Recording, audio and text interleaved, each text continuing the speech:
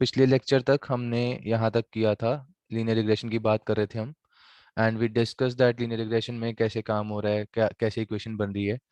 And we also implemented LSC वाला part, lab में भी हो चुका है अब तो। लीस्ट स्क्वायर एरर मेथड है ना, एमएससी हमने कल करा था, एमएससी एमएई सारे हमने प्रैक्टिकल कर लिए। And we know that linear regression कहाँ कहाँ पे यूटिलाइज होता है। Generally it's more for doing straight line fitting, है ना। अभी तक हमने कोई कर्व फिटिंग नहीं करी जितने भी मॉडल हमने, इनफैक्ट अभी हमारा फर्स्ट ही मॉडल है, so we have not implemented any curve fitting. अभी सिंपल स्ट्रेट लाइन फिट कर रहे हैं, उसमें भी we are trying to get all the parameters जैसे वो उसके साथ वाले होते हैं। इस केस में हमारे बीटाज हैं, जो beta naught is my bias value जो कि हमारा वाई इंटरसेप्ट होता है। Beta one, beta two, beta three will be all our points जो हम अपने एक्स के साथ लगा रहे हैं, right, for the curve fitting. So gradient descent optimisation is another method जिसमें what we are trying to do is it is an optimization algorithm. Optimization किसकी कर रहे हैं? We are trying to reduce the error. जब curve fitting कर रहे हैं हम, error calculate कर रहे हैं, है ना। तो we need to reduce the amount of error that occurs while fitting the curve. तो उसके लिए फिर one of the method, very famous method is gradient descent. And gradient descent में भी there are multiple versions. उसमें से stochastic gradient descent is very famous.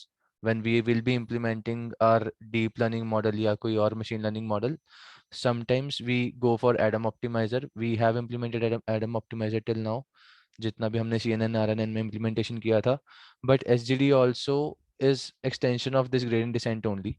So it is an hello optimization algorithm. हाँ जी। Sir, lecture कहाँ लग रहा है? Lecture is in offline में? LT402. Okay, so let's continue. It is based on minimizing the convex cost function, ठीक है। So we are trying to reduce the cost function. इसमें we have to tweak the parameters. अब parameters क्या है हमारे? We have different beta values, ठीक है। And in this gradient descent, gradient means the slope of the function.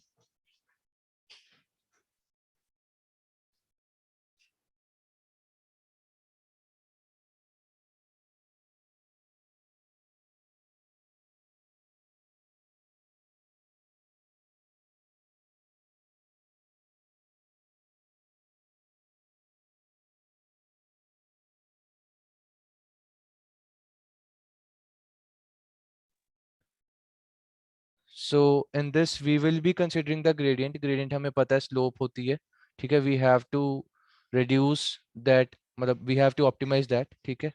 इसमें we know how it works. Basics हमें पता है that we have to hit the global minima. We have to start from a point. We have to take some step. उसको हम learning rate कहते हैं। जितना बड़ा step होगा, काफी कम चांसेस हो जाते हैं कि आप ग्लोबल मिनिमा हिट करोगे। बड़े बड़े स्टेप्स की बजाय छोटे छोटे स्टेप लेने होते हैं। And that is my learning rate. And यहाँ पे these are the points that we need to follow अगर हमें इंप्लीमेंट करना है gradient descent optimisation. So in order to minimise any differentiable cost function, these will be the steps that will be followed. Initially we have to get some arbitrary starting point, ठीक है। Beta one beta to सबको हम एक initial value दे देंगे, generally zero होता है, ठीक है, that's return. Then update the values, और update करने के लिए we will be using this equation that particular beta value will be updated by subtracting the alpha which is the learning rate and multiplied by this slope जो हमारा delta j beta upon delta beta j आ रहा है। Alpha is my step size of the learning rate, ठीक है, which controls the step size, and this is my gradient. Convergence of beta j means that there is no change in beta j that will happen at this point. अगर मेरा change नहीं हो रहा, when my delta beta j, ये वाला, and this, ये अगर ये वाला मेरा जीरो हो जाए, अगर चेंज होना बंद हो गया, इसका मतलब कन्वर्ज कर गया।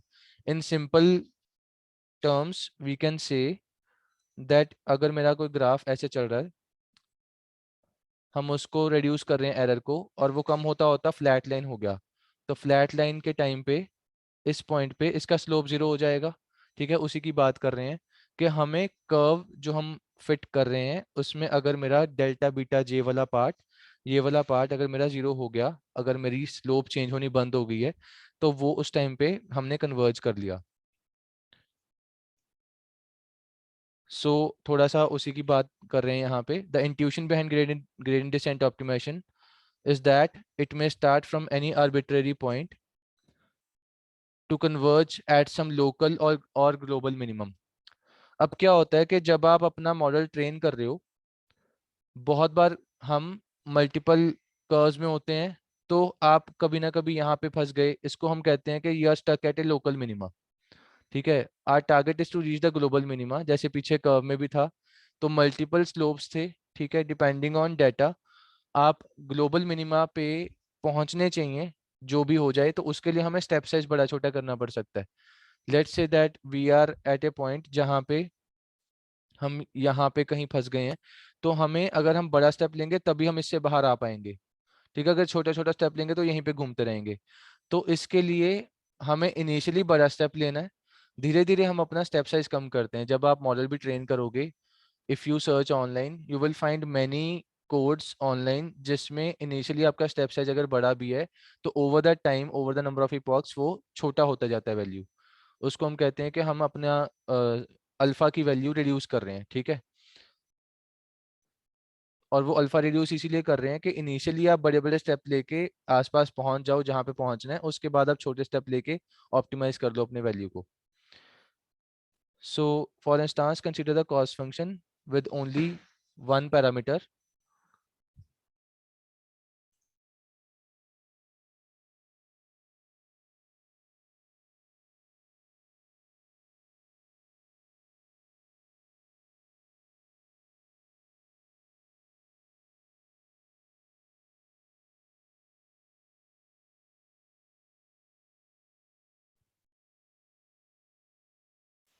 So let's consider that the cost function with only one parameter theta 1. In this, the shape of the cost function is shown in this image 1 and 2. ठीक है, अब ये दोनों इमेज हैं, एक साइड पे पॉजिटिव स्लोप है, ये वाला हमें समझ में आ रहा है कि हमारा जैसे इंक्रीजिंग वैल्यू है यहाँ पे, तो ये पॉजिटिव स्लोप है। एंड नेगेटिव स्लोप है अगर हम नीचे आ रहे हैं इधर से।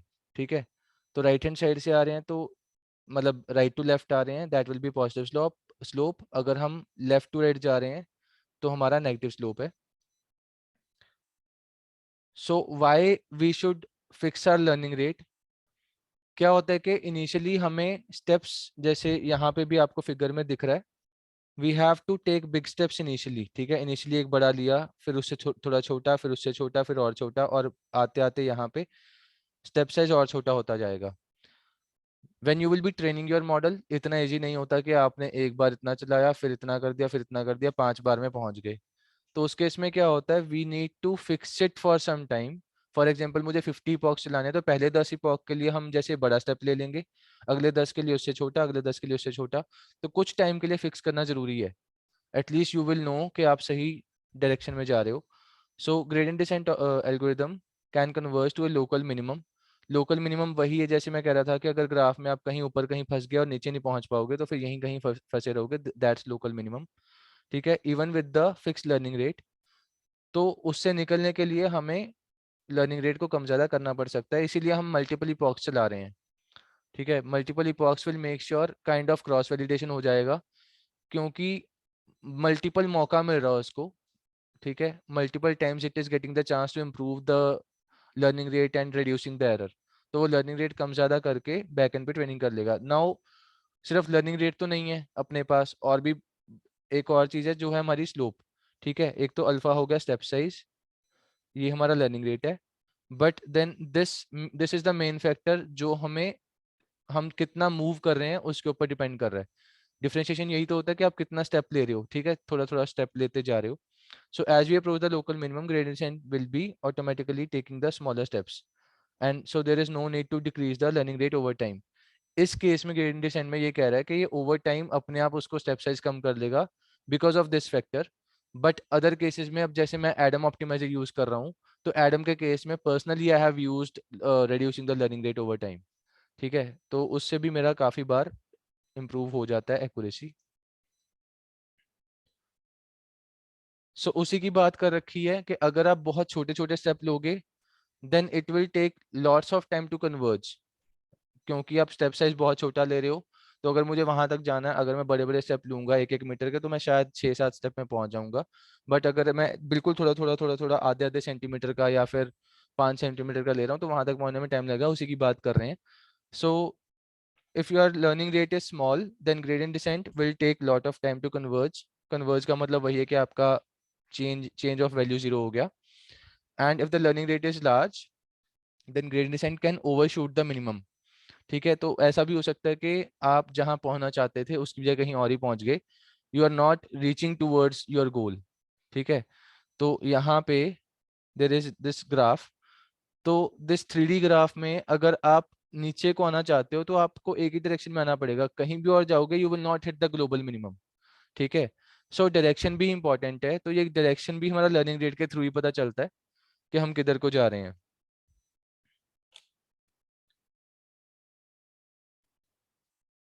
सो फॉर सिंपल लीनियर रिग्रेशन अब दोनों दोनों में डिस्कस करेंगे, because we have discuss simple linear regression and multiple linear regression, हमने दोनों करे हुए हैं डिस्कस। तो पहले सिंपल लीनियर रिग्रेशन में देख लेते हैं। आर इक्वेशन रिमेन्स वही सिंपल है थोड़ी, क्योंकि हमारे पास कुछ ज़्यादा वेरिएबल्स नहीं है इसमें। 1 सेकेंड। हाँ, तो यहाँ पे हमारे पास ये चीज़ है जो कि हमारा नॉर्मल था, हमने वाई हैट प्रिडिक्शन में ऐसे लिखा था वहाँ पे beta naught plus beta one x. ठीक है, तो x I what ever the value of I is. तो क्योंकि इक्वेशन सिंपल है, तो इस केस में हमारा ये वाला जो फॉर्मूला है जे बीटा नॉट बीटा वन, ये भी इक्वेशन सिंपल रहेगी। एंड अब इस केस में 2n करो या सिंपल 1/n करो, बात वही है। क्योंकि जब आपका n बहुत बड़ा है तो डिपेंड नहीं करता यहाँ पे 2n है कि सिर्फ n है। बट यहाँ पे ये 2n इसलिए लिखा गया है क्योंकि आपको जब इसको डिफरेंशिएट करना है तो ये वाला 2 फैक्टर को हमने इधर लेके आके कैंसिल आउट करना है।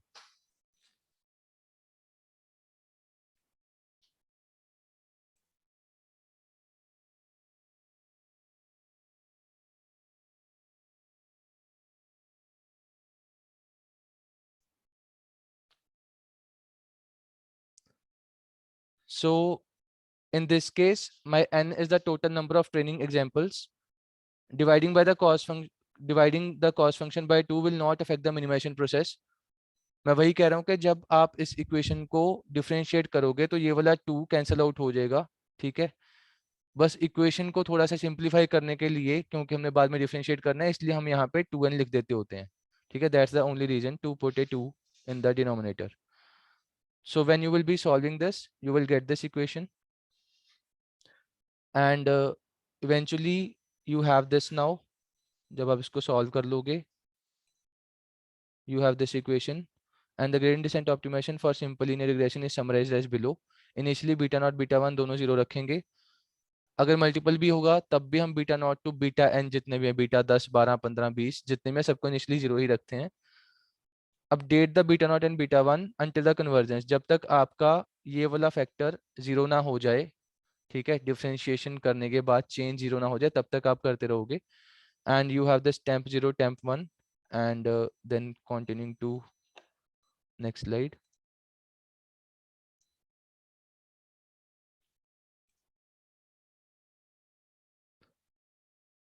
So let's see that how this will help us to solve the numerical। ठीक है, पीछे हमारा ये इक्वेशन आया है टेम्प 0 टेम्प 1 में, we have this beta naught, ये वाला अगर आप सॉल्व करोगे equal to temp 0 and beta 1 is temp 1। ठीक है, तो यहाँ पे फालतू में टेम्प 0 टेम्प 1 करा हुआ है, अदरवाइज अपडेट इक्वेशन का मतलब यही है, वट एवर द वे, जब तक आपका 0 नहीं आ रहा तब तक आप उसको अपडेट करते जाओगे बीटा नॉट बीटा 1 को। So now if you want to solve this numerical, इसको फटाफट से सॉल्व करो अपने एंड पे। ठीक है, यू नो द इक्वेशन, ये इक्वेशन है, इसकी चाहे फोटो खींच लो। अगर ये इक्वेशन आपके पास है, जल्दी से इसको सॉल्व करो and let me know the answer. ठीक है,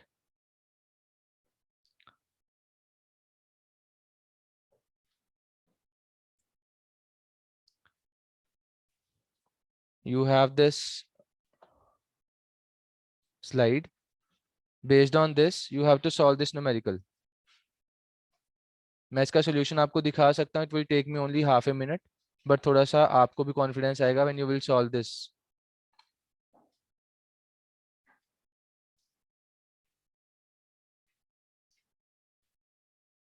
हाँ जी, have you got the equation? Question ये रहा। I will give you 2 minutes to solve this numerical. थोड़ा जल्दी करो, बहुत सिंपल है, सिंपल लीनियर रिग्रेशन है।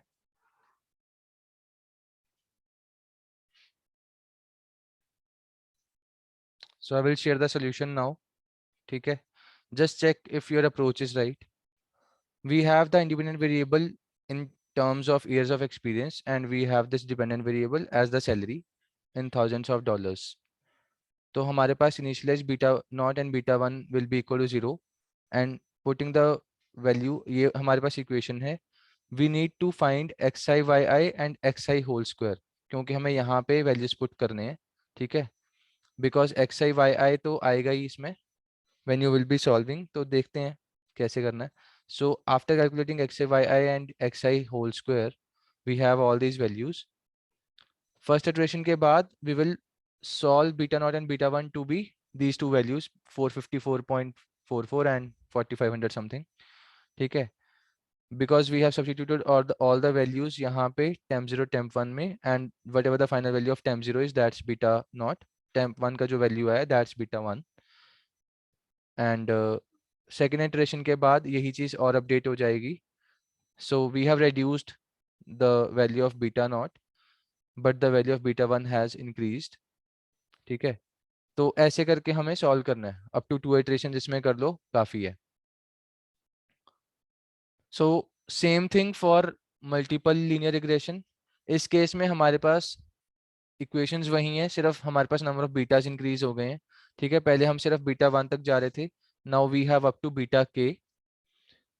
The cost function of this minimum mean square error is this. ठीक है, मीन स्क्वायर एरर का मतलब this is self explanatory. You have the mean, you have the square, और मतलब ठीक है हो जाएगा। एरर जो भी आया, actual value minus the predicted value, that's the error. आप उसका स्क्वायर करके मीन कर रहे हो। काफी सिंपल इक्वेशन है, अगर आप ध्यान से करोगे। अगर रट्टा मारोगे you will not understand this, कुछ ना कुछ गलती हो जाएगा। So for solving the gradient you will get this value, आप उसको बीटा नॉट के साथ डिफरेंशिएट कर दो। So you will get this equation, 2 will be cancelled out, 1 by n, whatever the equation will be, ऐसा दिखेगा। Then similarly आप बाकियों के लिए भी ट्राई करोगे तो जनरल इक्वेशन बन जाएगा एक। ठीक है, बीटा नॉट बीटा 1 बीटा 2 के लिए करोगे तो आपको ट्रेंड पता चल जाएगा that what's happening in the end. यहाँ पे xi1 xi3, यहाँ पे एक 2 आएगा। ठीक है, तो ये शायद गलती है, यहाँ पे xi2 आना चाहिए। सो xij आ जाएगा यहाँ पे जनरली। ठीक है, सो नॉर्मल इक्वेशन आपका ये रहेगा multiplied by xij। So this is your general equation of differentiation. So now you have to solve this. Initially 0 रखना है सबको, and then we have to update our beta j by subtracting the alpha upon n. तो आप learning rate multiplied by वो delta वाला factor multiply कर रहे हो। And if you want to solve this numerical, तो we have now two variables xi1 and xi2। This is the actual value जो हमें प्रिडिक्ट करनी है। ठीक है, so these are the initial values 0 and learning rate is 0.01। so when you will solve, आप उस equation में values डालोगे तो you will get the beta naught beta 1 beta 2 as these values। ठीक है, it has been solved for you, but अगर आपका written exam हो रहा है तो वहाँ पे ऐसा वाला numerical हो सकता है 2 4 5 नंबर में आ जाए। ठीक है, अगर कैलकुलेशन ज़्यादा है तो depending on that the weightage will be around that, मतलब जितना भी कैलकुलेशन होगा उस हिसाब से वेटेज हो जाएगी। तो इसमें आइट्रेशन 1 ये इतना ही है। So now let's move to the problems and solution। What are the different problems in linear regression? हाँ जी, कौन कौन से प्रॉब्लम होते हैं इसमें? आपने पढ़ा हुआ है पहले, कुछ याद होगा, बताओ। अंडर फिटिंग, ओवर फिटिंग और मल्टीकुलरिटी क्या होती है? व्हेन इंडिपेंडेंट वेरिएबल्स में आप कोरिलेशन की बात हो रही है ना? अगर आपके पास कोरिलेशन ज्यादा है हमारे एक्स वाले साइड पे, तो आप एक तरह का मल्टीकुलरिटी कर रहे हो, क्योंकि वो सारे जने कंट्रीब्यूट इक्वली नहीं कर रहे, किसी का कम किसी का ज्यादा किसी की डुप्लीकेसी है, तो उस प्रॉब्लम को मल्टीकुलरिटी कहते हैं। So let's see. So the first problem is multicollinearity. In this it refers to the predictors being correlated with each other. ठीक है, Multicollinearity occurs when our model includes multiple factors that are correlated. In other words, it's the result that we have factors that are a bit redundant. मतलब बातें करी हुई हैं, main वही है that अगर आपके x वाले साइड पे जो आपका इंडिपेंडेंट वेरिएबल्स हैं वो प्योरली इंडिपेंडेंट नहीं है, वो आपस में कोरिलेटेड हैं, ठीक है, तभी हम पीसीए लगाते हैं। जब हम पीसीए इंप्लीमेंट कर रहे हैं, इफ यू रिमेंबर पीसीए के इंप्लीमेंटेशन में we generally check the correlation. एक बार कोरिलेशन चेक कर लो, उससे क्या होता है कि हमें पता चल जाता है कि यार ये दो तीन ना आपस में ज्यादा ही कोरिलेटेड हैं, तो इनको मैं एक बना सकता हूँ कट शॉर्ट करके। तो पीसीए में यही कर रहे हैं। And we implemented yesterday in lab. क्या इम्प्लीमेंट किया था? लीनियर रिग्रेशन ही किया था। तो उसमें मल्टीपल हमारे पास एल्गोरिदम्स थे, ठीक है। कौन कौन से थे? 5 थे। एक एसवीडी था, एक आइगन था, एसवीडी क्यूआर, एक क्यूआर, एक एसवीडी जेकोबी, ऐसे करके थे। तो मैं बाद में सोच रहा था कि वो तेज क्यों हुआ। Overall process generally linear regression में तो हम अगर ग्रेडिएंट डिसेंट लगाएंगे या जो जनरली जो भी हम लगाते हैं लीस्ट स्क्वायर एरर मेथड, तो उसका स्पीड जनरली कम है कंपेयर टू आर रैपिड वाला अप्रोच। रैपिड्स में हमारे पास 5 मेथड हैं, पांचों में डिमेंशनल रिडक्शन हो रहा है एक तरह का। तो बिकॉज डिमेंशनल रिडक्शन हो रहा है तभी वो बेटर बेटर काम कर पा रहा है। इन ए वे वो मल्टी कोलिनियरिटी को सॉल्व कर रहा है, ठीक है, मल्टी कोलिनियरिटी प्रॉब्लम को सॉल्व कर रहा है। वो अपने एंड पे एक तरह का पीसीए लगा रहा है, एसवीडी लगा रहा है, ताकि हमारे नंबर ऑफ फीचर्स कम हो जाएं, ठीक है, और उससे उसकी स्पीड बढ़ रही है। That's the one of the major reason के वो रैपिड्स वाले में तेज हुआ काम, क्योंकि बैकएंड पे है तो एल्गो ही है ना, कुछ जादू तो हो नहीं रहा। तो डिफरेंस यही है नॉर्मल वाले लीनियर रिग्रेशन में वर्सेस रैपिड्स वाले लीनियर रिग्रेशन में। So multicollinearity is being handled in that rapids वाला हमारा एल्गो। अंडरफिटिंग ओवरफिटिंग के बारे में बेसिक आइडिया सिंपल है that if we are trying to over simplified line, जैसे फिगर 1b में है, सो इन दिस इक्वेशन हम डायरेक्टली अगर स्ट्रेट लाइन फिट कर देंगे तो बहुत केसेस में क्या हो रहा है कि आप उसमें अच्छे से फिट नहीं कर पा रहे। अब यहाँ पे सिर्फ 5-6 पॉइंट्स हैं, बट अगर ज्यादा होते तो उस केस में वही एरर हमारा मीन एरर ज्यादा हो जाता, ठीक है। तो इतना भी सिंपल मत रखो कि आपकी अंडर फिटिंग हो जाए। ओवरफिटिंग का मतलब है कि आप इसमें कर्व्स बहुत ज्यादा लेके आ रहे हो, तो आप हर पॉइंट को जाके टच करना चाह रहे हो। उससे क्या हो रहा है, आपकी कॉम्प्लेक्सिटी बढ़ रही है। जितने कर्व्स होंगे एक तरह का, उतना ज्यादा हमारा एक्स के पावर बढ़ जाएंगे। इसको ऐसे इमेजिन कर लो। तो वही यहाँ पे करा हुआ है, x, x square, x cube, x four. तो सिंपली गुड फिट क्या होगा, दैट वी हैव समथिंग जिसमें थोड़ा सा कर्व भी है और मतलब आसपास जा रहा है, ठीक है।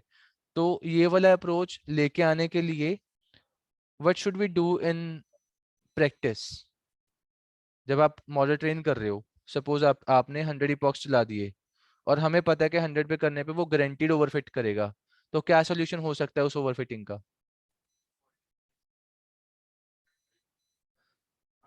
हाँ, तो उसको हम बोलते हैं अर्ली स्टॉप। अर्ली स्टॉपिंग कर रहे हैं, ठीक है, कॉल बैक फंक्शन होता है। So there is a call back function जो हमने इम्प्लीमेंट भी किया था सीएनएन में शायद।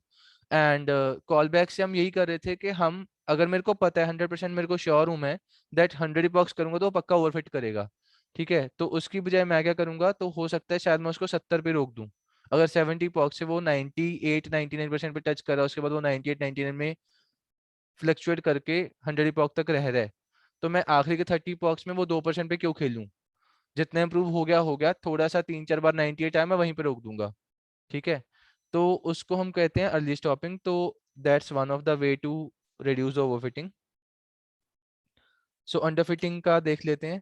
Underfitting shows that the result is of this fit, ऐसे करके beta naught plus beta 1x। Underfitting को हम हाई बायस कहते हैं। अब क्या होता है, this is one of the interview question. बहुत बार क्या होता है कि अगर आपने बोला कि मशीन लर्निंग मेरे को आती है, they will ask that what is the difference between bias and variance. Underfitting overfitting, bias variance, दोनों का मतलब वही है, ठीक है। बायस हाई है तो अंडरफिटिंग हो रहा है, अगर वेरिएंस हाई है तो ओवरफिटिंग हो रहा है, ठीक है। तो इस चीज का थोड़ा सा ध्यान रखना है, दीज आर इंटरकोरिलेटेड टर्म्स। ओवरफिटिंग में भी वही हो रहा है कि आपके पास वेरिएबल ज्यादा है, क्वाड्रेटिक फिट हो रहा है यहाँ पे, तो आप ओवर कॉम्प्लिकेट कर रहे हो, उतना ज्यादा टाइम भी लगेगा, ठीक है। अगर आपकी इक्वेशन में वेरिएबल ज्यादा होंगे तो टाइम भी तो ज्यादा लगेगा ना मैथमेटिकली सॉल्व होने में बैकएंड पे। तो ये ओवरफिटिंग हो गया। आई नो दीज टर्म्स आपको पता है काफी ऑलरेडी।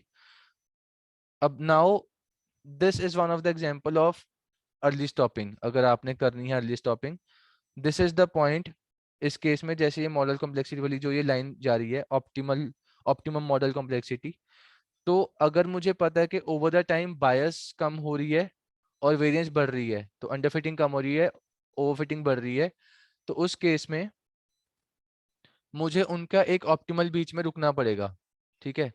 तो इसका मतलब ये है, for example, while training your model you are getting 98% accuracy, but आप वैलिडेशन पे 80% लेके आ पा रहे हो, तो 18% का गैप है, काफी बड़ा है, इसको हम ओवरफिटिंग बोल देते हैं, ठीक है। अंडरफिटिंग क्या होगा?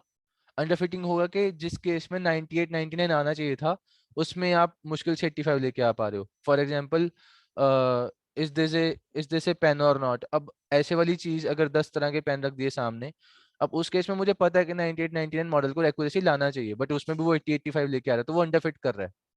उन उसको एक सिंपल सी चीज नहीं समझ में आ रही, ठीक है, तो वो अंडरफिटिंग हो गया। अगर आपका ट्रेनिंग एरर ही बहुत कम है, मतलब ट्रेनिंग एरर ज्यादा है, एक्यूरेसी कम है, उस केस में that's underfitting.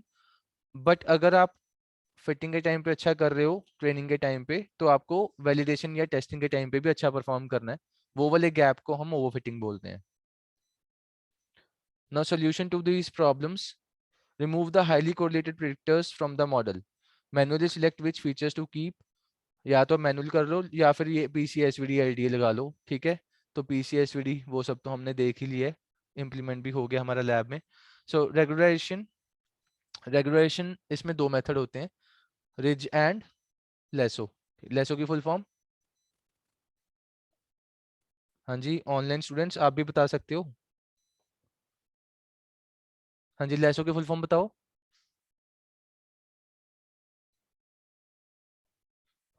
Least absolute shrinkage and selection operator, दो काम कर रहा है वो। रिज में तो सिर्फ श्रिंकेज हो रही है, बेसिक आइडिया सबको पता है, you have studied in machine learning. तो उसमें क्या हो रहा है, जो हमारे beta not, beta one, beta to, वो सारे वैल्यूज हैं, उनको हम कम कर रहे हैं। वो जो हजारों में था, 3500 4000, उसको हम कम करके 5 10 20 पे लेके आ रहे हैं, वो हो गया रिज रिग्रेशन। वर्सेस जो हमारा लेसो है, लेसो में भी वो काम हो रहा है, प्लस हम उसमें एक सिलेक्शन भी कर रहे हैं। आप क्या कर रहे हो कि आप रैंडमली तो नहीं, बट ऑन सम बेसिस वो बैकएंड पे देखेगा, कोरिलेशन देखेगा या कंट्रीब्यूशन देखेगा, ऑन सम बेसिस वो क्या करेगा, कुछ फीचर्स को जीरो कर देगा, उनकी बीटा वैल्यू जीरो कर देगा, ताकि उसकी वेटेज ही खत्म हो जाए। तो सिलेक्शन कर दी ना हमने इनडायरेक्टली, बच्चे को सिलेक्ट हो गए हैं, तो दैट्स लेसो। तो रेगुलेशन में यहाँ पे वही बात हो रही है, श्रिंकेज हम कर देते होते हैं, श्रिंकेज मेथड होता है that you are reducing that weightage of that particular equation. तो रेगुलेशन में श्रिंकेज करके, 1 सेकेंड, हाँ ये आ गया। सो रिज रिग्रेशन की बात करते हैं, L2 normalization and this least absolute shrinkage and selection operator. क्योंकि ये सिलेक्शन अलग से कर रहा है तो मैंने ऐसे याद किया हुआ, it is easier to remember, क्योंकि बहुत बार यहीं पे कंफ्यूजन होता है, श्रिंकेज पहले आएगा कि सिलेक्शन पहले आएगा। क्योंकि वो सिलेक्शन भी कर रहा है तो सिलेक्शन अलग अलग कर दो, ठीक है। तो least absolute shrinkage and selection operator, that's the L1 normalization. तो रिज में क्या हो रहा है, you are actually adding this lambda value which is your regression parameter multiplied by the sum of square of coefficients। तो आप ये वाला एक फैक्टर ऐड कर रहे हो इसमें, so you are actually adding this part only. इससे पहले वाला तो इक्वेशन पहले भी था अपने पास, ठीक है, mean square error equation same है। We are just adding this lambda into summation of beta square, जितने भी बीटाज हैं उनको सबको स्क्वायर करके समेशन कर दिया, and multiplied by this regulation parameter, यहाँ पे लिखा हुआ है।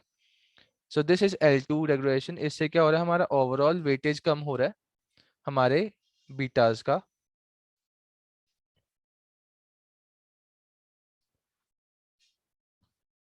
सो our lambda can take multiple values, अगर लैम्डा 0 होगा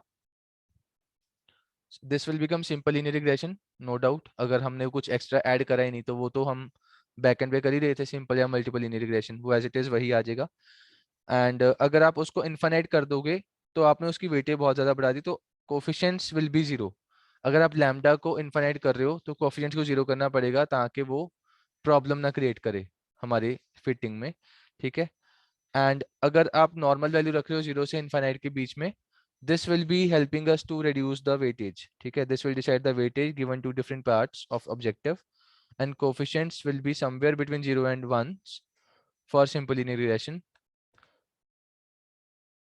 तो we know gradient descent, अब यहाँ पे using gradient descent, पहले linear regression था, ठीक है, simple linear regression with this mean square error. अब ग्रेडियंट डिसेंट के साथ अगर आप लगाना चाहते हो, in that case we know, ये वाला इक्वेशन हमारा आ गया था पिछली बार, j equal to this plus ये वाला फैक्टर सेम है, and this gradients after doing the differentiation will become this.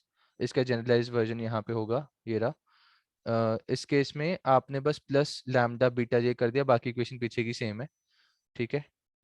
And now ठीक है, so using the matrix technique, your error will be equal to y minus x beta, where my errors are error 1, error 2 up to en. Y values are the target values. नहीं, इस case में y values are the y intercepts, and beta are the beta naught, beta 1, beta 2 up to beta k. And x will be, इसमें एक चीज यहाँ पे ध्यान रखनी है, बहुत बार हम यहाँ पे गलती कर देते हैं। So we know that we have equation, आप उसके सारे पैरामीटर्स रख लोगे, बट एक एक्स्ट्रा 1 1 1 1 1 ऐड हो जाता है जब आप मैट्रिक्स वाला टेक्निक यूज कर रहे हो, ठीक है। एक एक्स्ट्रा कॉलम ऐड हो जाता है हमारे x में। सो solving this regression using the least square error fit method, आप इक्वेशन में वैल्यू डाल दोगे वो एरर वाली, क्योंकि यूजिंग हम मैट्रिक्स कर रहे हैं, तो our final value of J beta will become this, ठीक है। This will be helpful for solving the numericals, तो इसलिए मैट्रिक्स वाला इंपॉर्टेंट है method. And there are multiple steps इसमें, क्योंकि इसमें स्क्वायर तक जाना है, हाँ ठीक है। So this is J beta with respect to beta. अगर आप इसको सॉल्व करोगे you will get this value, ये वाला बीटा हैट आ गया। और अगर आप यहाँ पे सेकंड डेरिवेटिव निकालोगे, your value will be this which is positive. अब यहाँ पे देख लेते हैं इसका मतलब क्या है। Beta is updated as this equation, it will solve the problem of overfitting and multicollinearity as this will not become zero for the correlated features, ठीक है। अगर आपका ये वाला value x transpose x plus lambda I, अगर आपका ये zero नहीं आ रहा तो आप कोरिलेशन से बच रहे हो, and this is how we are solving the problem of multicollinearity. Lasso में we have this equation updated, beta square की बजाय we have this absolute value of beta i, बाकी सब सेम है। and after solving this, यहाँ पे we have this equation beta j equal to, यहाँ पे 3 कैटेगरीज हैं, तो ये आपको सबको पता है, तो मैं इसके ज़्यादा डिटेल में नहीं जाऊंगा। now let's discuss the difference, इन दोनों का एप्लीकेशन कहाँ पे होगा बताओ। लेसो कहाँ पे लगाऊं, रिज कहाँ पे लगाऊं, application of ridge and lasso कैसे पता चलेगा कि यहाँ पे रिज लगाना है, यहाँ पे लेसो लगाना है। ऐसे तो कर नहीं सकते कि दोनों लगा दिए, टाइम वेस्ट होगा। अगर हमारे फीचर्स बहुत ज़्यादा हैं, we have to be very sure कि मुझे क्या करके फ़ायदा होगा। एप्लीकेशन बताओ, आपके सामने डिफरेंस लिखा हुआ है, कहाँ कहाँ पे लगाएंगे उसके बारे में बताओ।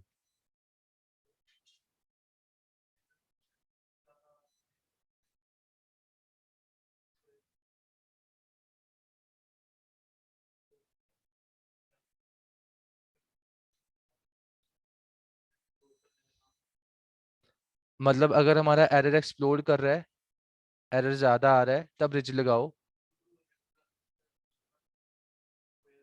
हाँ,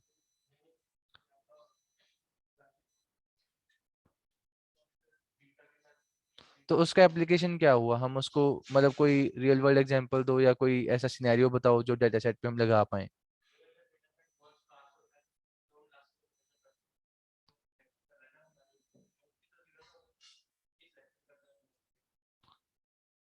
एक पॉइंट अच्छा आया है कि अगर हमारा डेटा सेट स्पार्स है, स्पार्स क्या होता है, फॉर एग्जांपल अब मुझे यहाँ पे हर किसी के फेस के सारे फीचर्स तो नहीं दिख रहे, किसी ने मास्क पहना है, किसी ने हैट पहनी है, कुछ भी है, किसी ने चश्मा लगाया हुआ है, किसी की मुस्टैच है, तो आपके पास, मतलब मेरे पास, तुम सबके फेस के इक्वल नंबर ऑफ फीचर्स नहीं आ रहे।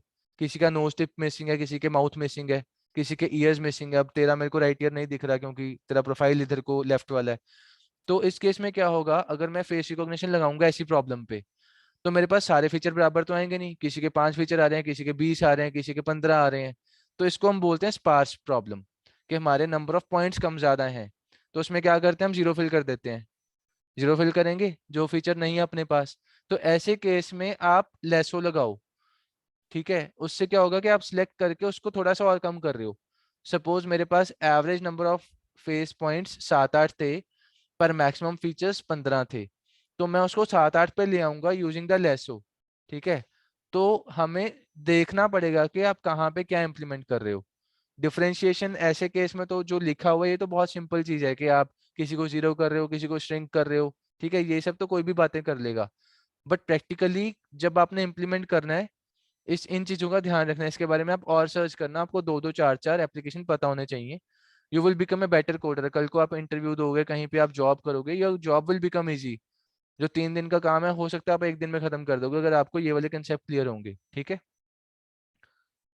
सो यहाँ पे लिखा हुआ है टिपिकल यूज केसेस रिज में, it is majorly use to prevent overfitting. Since it includes all the features, it is not very useful in case of अगर बहुत ज्यादा हमारे पास फीचर्स हैं, let's say millions of features.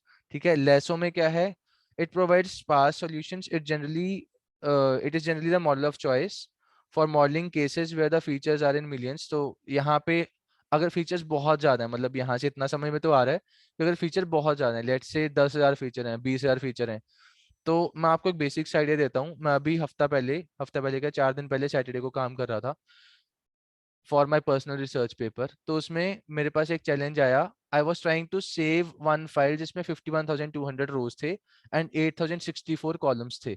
सुनने में छोटा लग रहा है, कोई बहुत कॉम्प्लेक्स नहीं है, बट उसको सेव करने में it took 7.3 GB as a CSV file.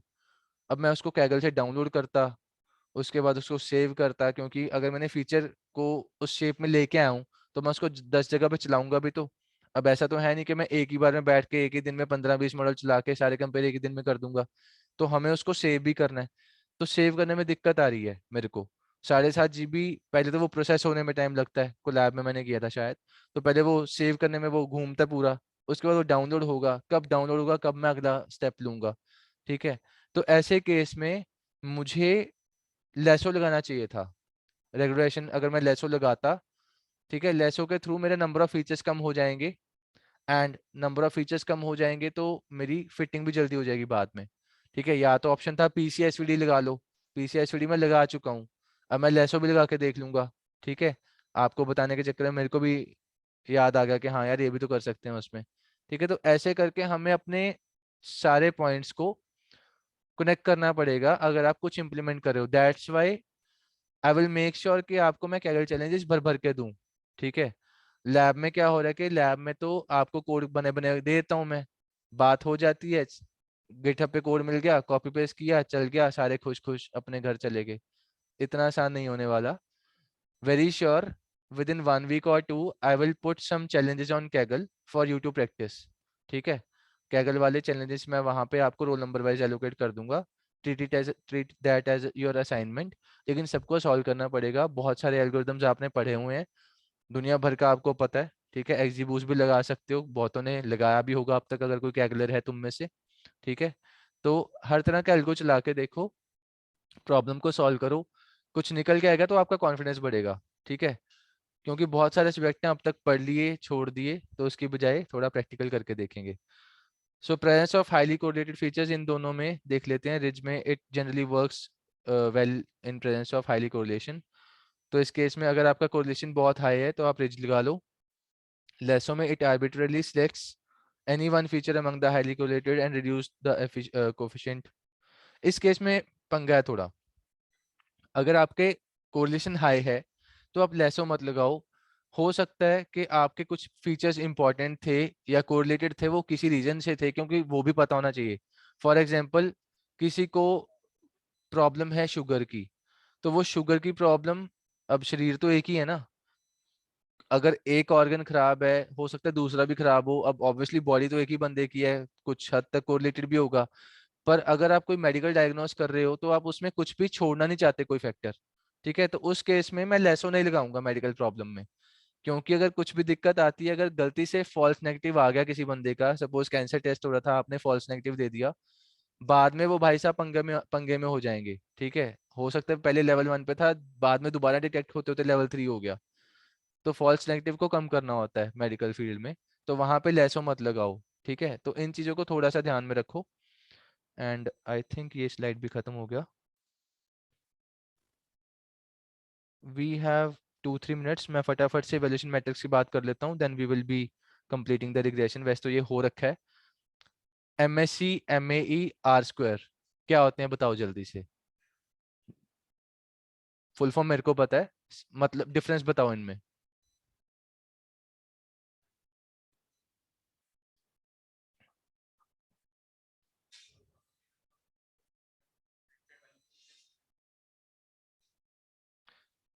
इसको हम कोफिशिएंट ऑफ डिटर्मिनेशन भी बोलते हैं आर स्क्वायर को, ठीक है।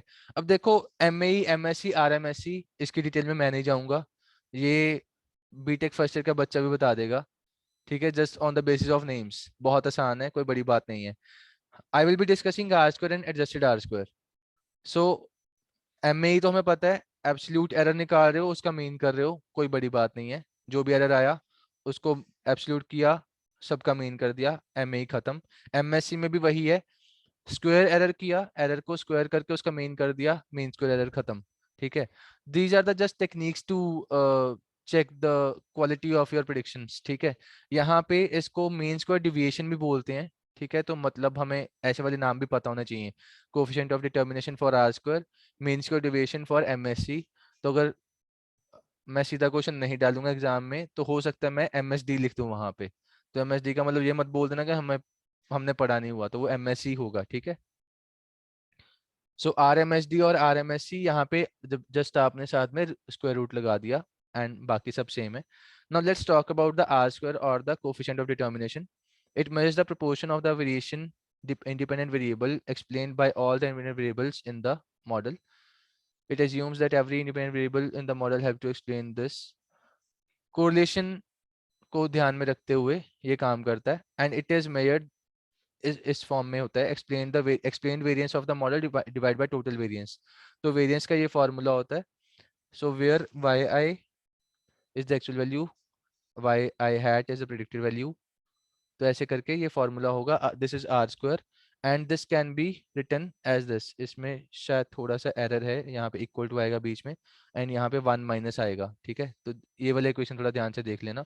And the range of R square will be 0 to 1 के -1 to 1। आर स्क्वायर का वैल्यू -1 to 1, 0 to 1 पक्का, ठीक है। सो सिग्निफिकेंस है that higher the R square value better is the model fitting your data. So let's quickly talk about adjusted R square. This is the last thing that I want to talk about. Most of the time R square की बजाय adjusted R square prefer किया जाता है and the equation is like this. इसमें we are subtracting this 1 minus R square, 1 minus R square तो as it is है, n minus 1 upon n minus k minus 1। n और k देख लेते हैं क्या होता है। n is the total sample size and k is the number of predictors। तो जितने भी आपके नंबर ऑफ इंडिपेंडेंट वेरिएबल्स थे वो k है and n is the total sample size, तो मतलब नंबर ऑफ रोज n है, ठीक है। तो this is R square, adjusted R square. तो इसके बारे में that's all. So regression is over from my side. We will be starting with the next topic in the next class.